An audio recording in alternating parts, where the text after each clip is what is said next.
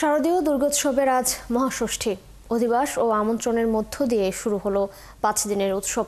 সনাতন ধর্মাবলম্বীরা ঢাকের বাদ্য, শঙ্খধ্বনি, উলুধ্বনি ও মন্ত্রপাঠের মধ্য দিয়ে দিনটি পালন করবেন। এদিনে বেলতলায় বিহিত পূজার পর দেবীকে আমন্ত্রণ জানানো হয় এবং অধিবাস করা হয়। আগামী 4 দিন সপ্তমী, অষ্টমী, নবমী ও বিজয়া দশমীর মধ্য দিয়ে সম্পন্ন হবে দুর্গাপূজা। তাই বিভিন্ন জেলার পূজা মণ্ডপগুলোতে ভক্তদের পদচারণার মুখর। ভক্ত দর্শনার্থীদের বিশ্বাস, দেবীর আগমনে অশুভ শক্তির বিনাশ হবে এবং সমাজে শান্তি, সম্প্রীতি ও মঙ্গল প্রতিষ্ঠিত হবে। এছাড়া প্রতিমা সজ্জা, আরতি, প্রসাদ বিতরণ, সাংস্কৃতিক অনুষ্ঠান, ধনুচি নৃত্য প্রতিযোগিতা ও বিশেষ আরতি নিয়ে ব্যস্ত আয়োজকরাও। এদিকে উৎসবের নিরাপত্তায় মণ্ডপগুলোতে সিসি ক্যামেরার পাশাপাশি প্রতিটি মন্দিরে 3 জন পুলিশ, 8 জন আনসার, সমাজসেবা অধিদপ্তর থেকে 2 জন করে ভলান্টিয়ার কাজ করবেন বলে প্রশাসনের পক্ষ থেকে জানানো হয়েছে। মহাষষ্ঠী পূজার আনুষ্ঠানিকতা ও পূজার সার্বিক আয়োজন জানাতে চট্টগ্রাম থেকে আমাদের সাথে সরাসরি যুক্ত হচ্ছেন সহকর্মী প্রণবেশ চক্রবর্তী।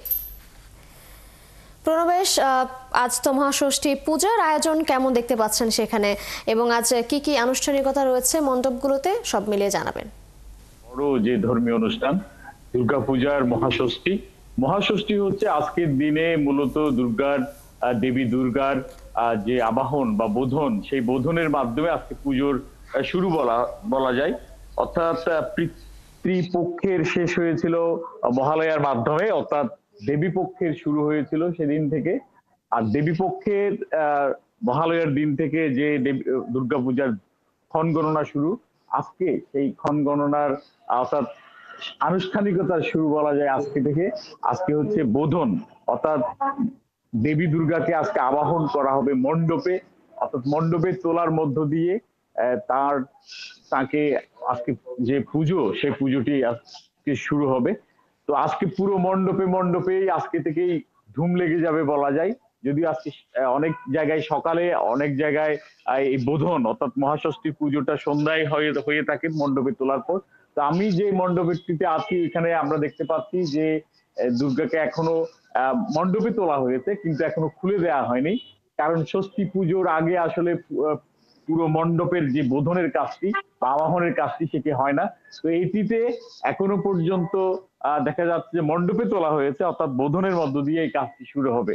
তো আজ থেকে যে মহা ধুমধামে সব জায়গায় যেহেতু মণ্ডপে দেবী দুর্গাকে তোলা হয়েছে, পুজোর মাধ্যমে, আবাহনের মাধ্যমে, বোধনের মাধ্যমে এই পুজোটি চলবে দশমী পর্যন্ত। এরপর সপ্তমী, অষ্টমী, নবমী, দশমী এবং দশমীতে এটি বিসর্জনের মধ্য দিয়ে পূজা শেষ হবে।